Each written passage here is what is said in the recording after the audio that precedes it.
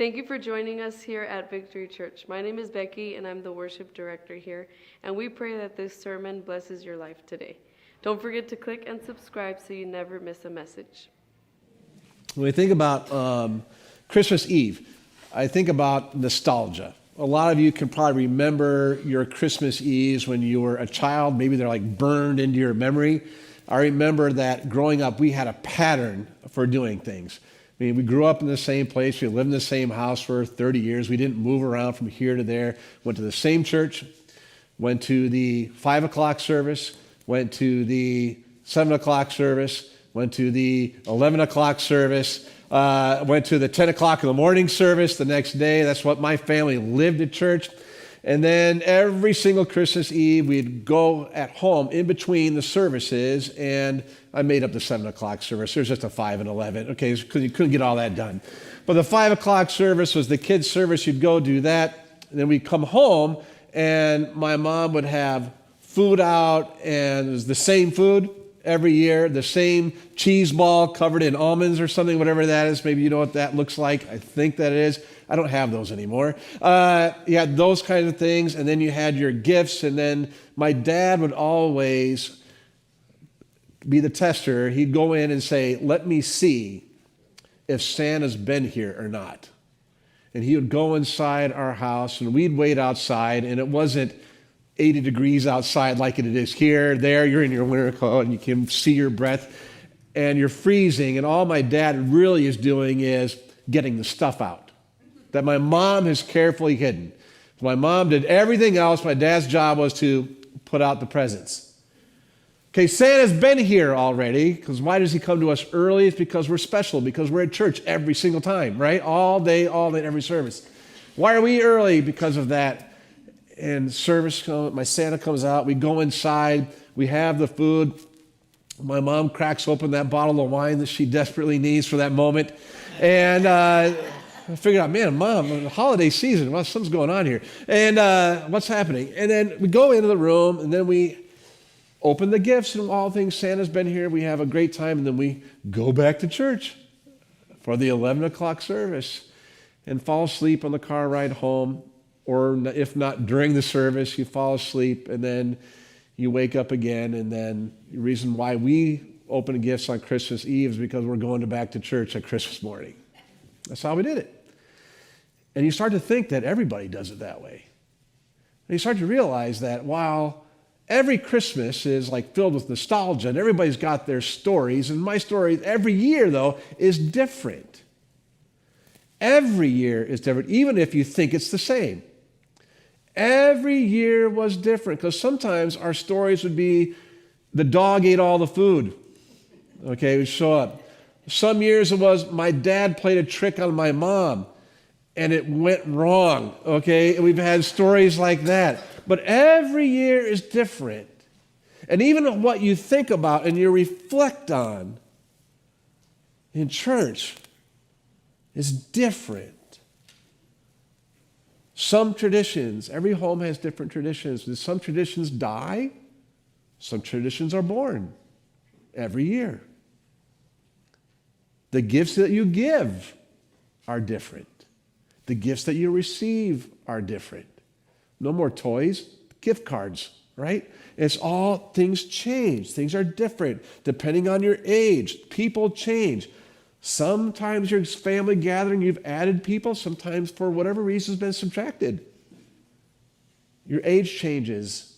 Your perspective changes. Every year is different. But there's always one constant. Luke chapter 2. Not Matthew. The birth of Jesus is recorded in Matthew 2, but it's basically just says he was born, and that's it. That's all you get. There's some other stuff with Joseph mentioned, but there's nothing really about the birth of Jesus. And it doesn't feel like it Christmas without Luke chapter 2. But even that changes. Now, the word itself doesn't change. But what you see in the story may change. because your perspective has changed. Your situation has changed. Your age has changed. Maybe one year you listen to the story and you marvel at how God manipulated the kings of the earth. Augustus, who was one of the most powerful men that's ever existed to our knowledge. One of his governors, Quirinius, manipulated for a tax. So we need a census. Manipulated so we could get Jesus, who would be safe in Nazareth, where he would actually eventually end up growing up in this little podunk town. But we need to get him down to Bethlehem, with Mary being 8 months pregnant or so. That's not a journey anybody wants to take. You have to be forced to do it. And so the conditions of the time were ugly. Suffering. They were told they had to move. There was no choice.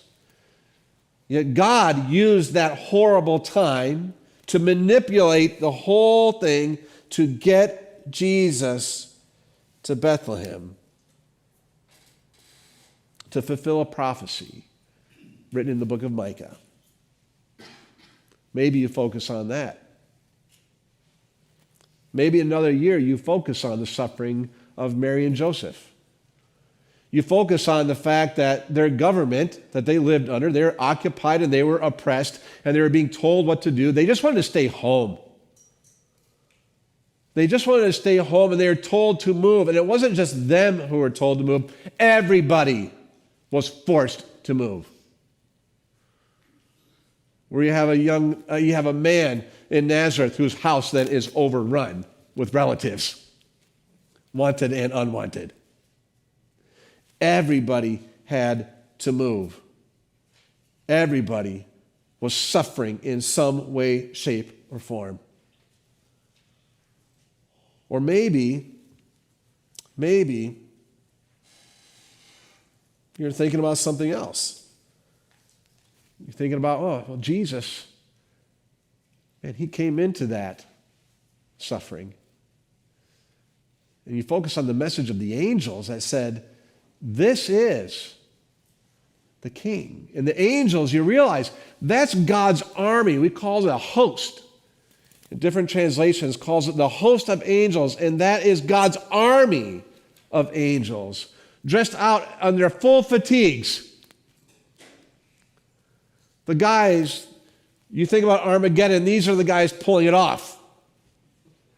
And God's saying, and the angels announcing or proclaiming, peace. I don't hate you.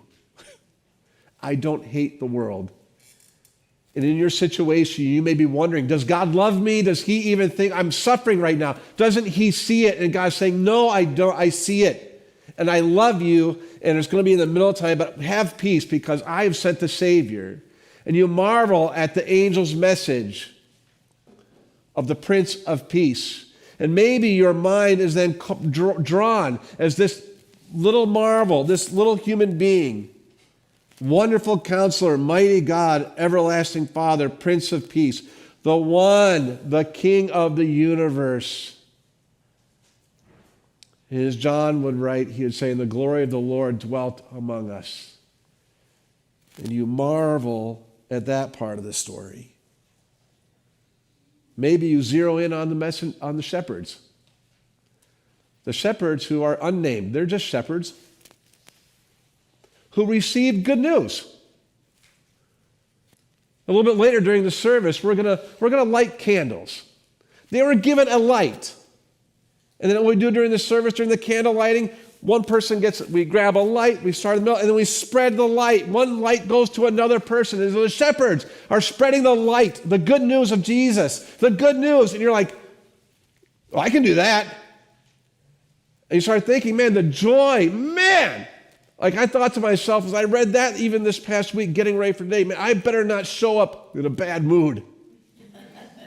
I better be happy delivering this message. So even if you're in a bad mood today, I pray one of the gifts that we talked about, that pink candle, talk about joy, that the battle is over, that Christ has come.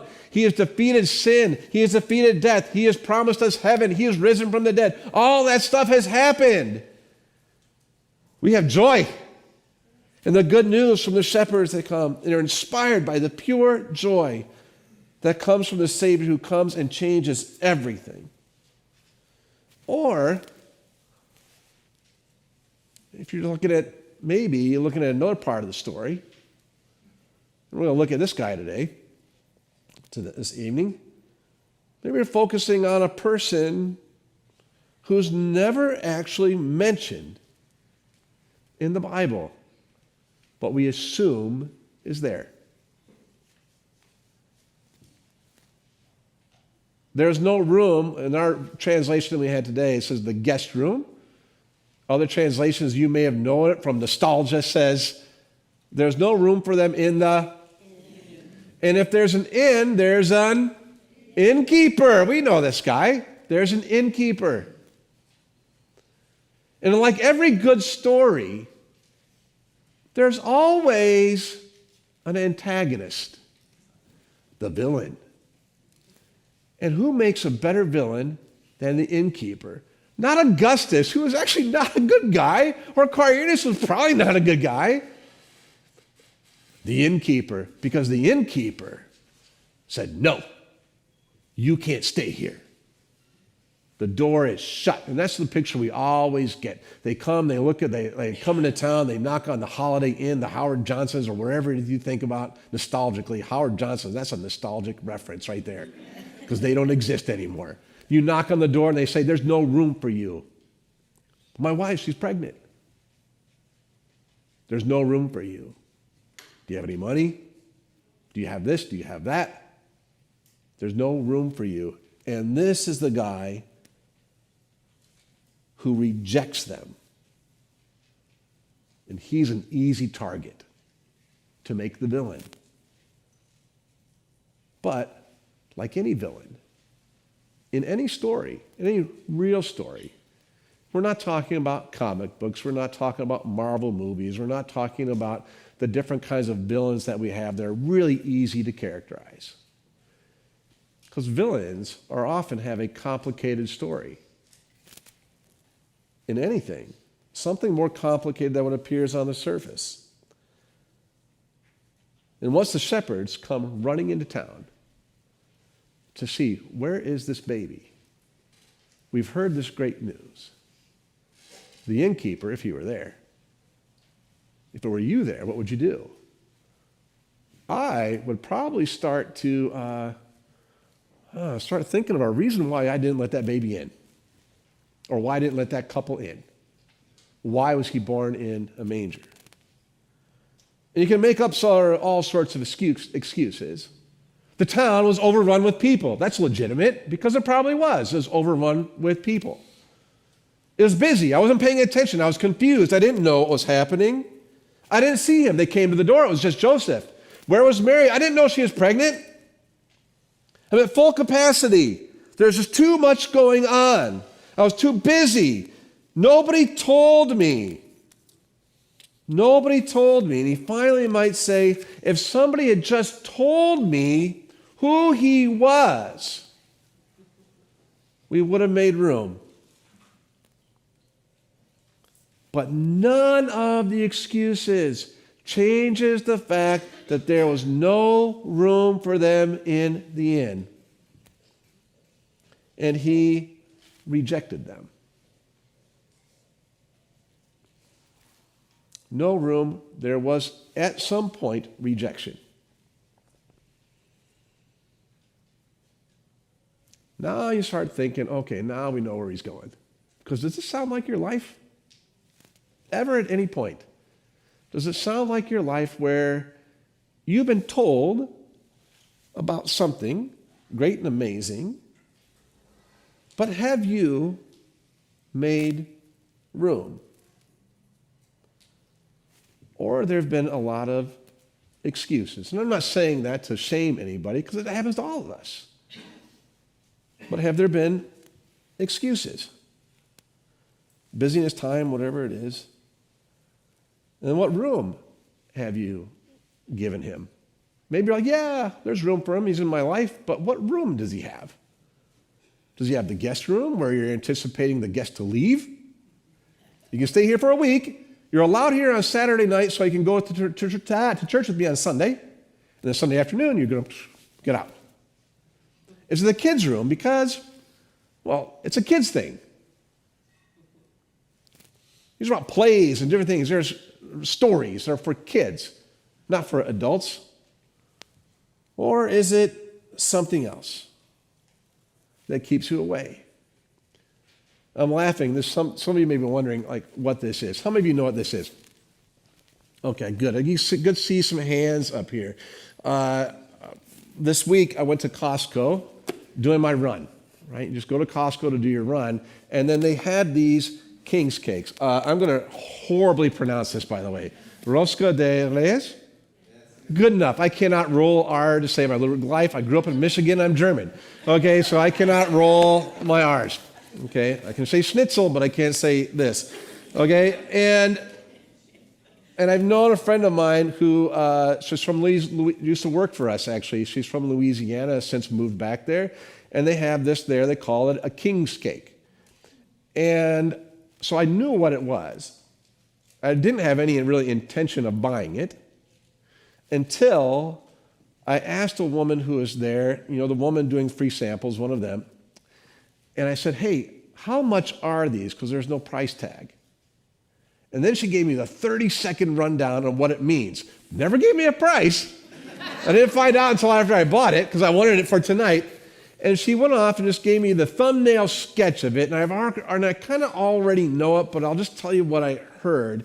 And she said, that's something. I think there's 3 babies in it. And so every year on a certain day, in Mexican families, but also Louisianan families and a bunch of other cultures around the world, usually celebrating it at Epiphany time, called King's Cake for on January 2nd, when they celebrate Christmas. Some people do that. And so you celebrate that, and then you hide the babies in the cake. The little babies in the cake. And then whoever you slice up the cake, you don't slice up the baby, you slice up the cake, and then whoever gets the piece of cake with the baby in it gets to pay for whatever the next celebration is. And so she told me, for her it was, they get to pay for the celebration in February and you pay for the tamales. Louisiana culture, it was something else. Either you buy the next King's cake or you sponsor the next party. So if you get the baby Jesus, does it sound like a win? I'm avoiding the baby Jesus because I don't know what it brings with it. And sometimes we do that when it comes to making room in our lives, not for baby Jesus and golden fleece diapers or anything like that. When it comes time to actually making room for the wonder and King of the universe, we're hesitant because we're afraid of what kind of change and what that means and what it will bring. And we're afraid.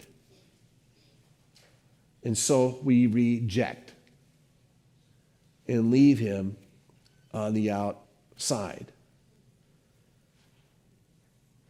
Now, the innkeeper, as the bad guy, seems to be immortalized in the Bible, except for one problem.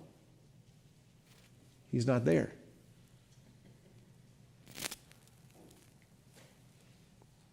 He's not here. You can open up as many translations as you want to. He's not there. In fact, you can open this up, and nowhere in the Bible will you find someone who is beyond the reach of God's grace.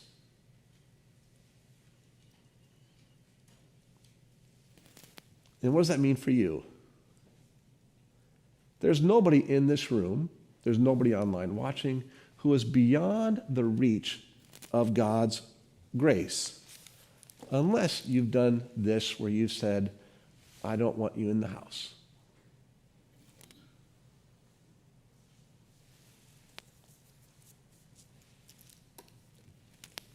Nobody is beyond the reach of God's grace.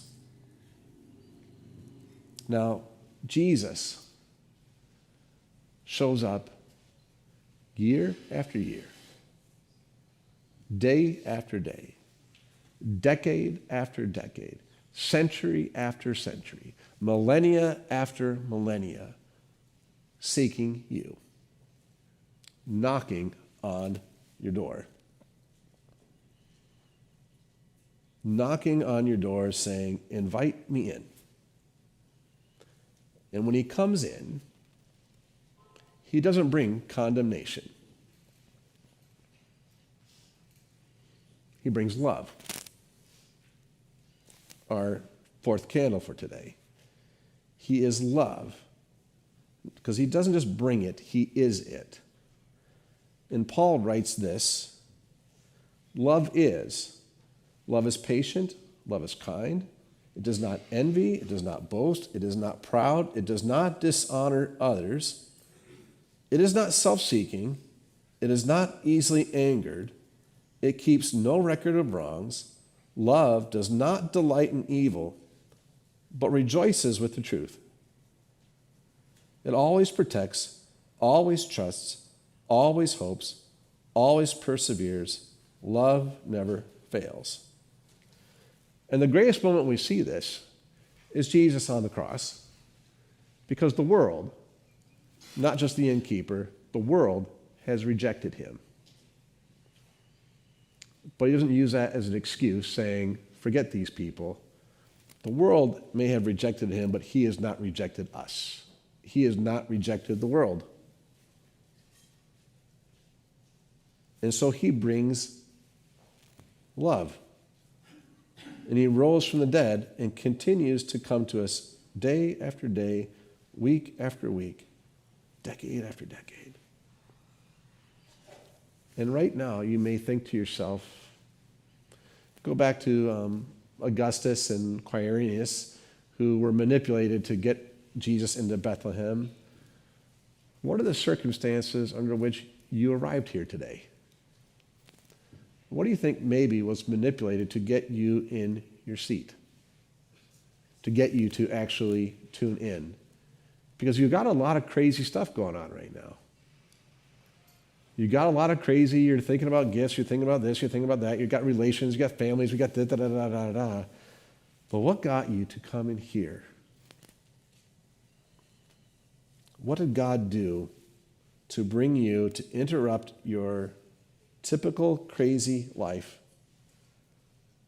where some things go great and a lot of things go wrong, a tiring, never-ending cycle of ups and downs, and he comes into your history as he's come into our history. He comes into this timeline, and he says, right here, right now, here I am. I stand at the door and knock, and if anyone hears my voice and opens the door, I will come in and eat with that person and they with me. And when he comes in, he brings in love. To the master bedroom, by the way. Not the guest room, not the kids' room, but the best room. And you're not inviting him to stay for a little while, you're asking him to live.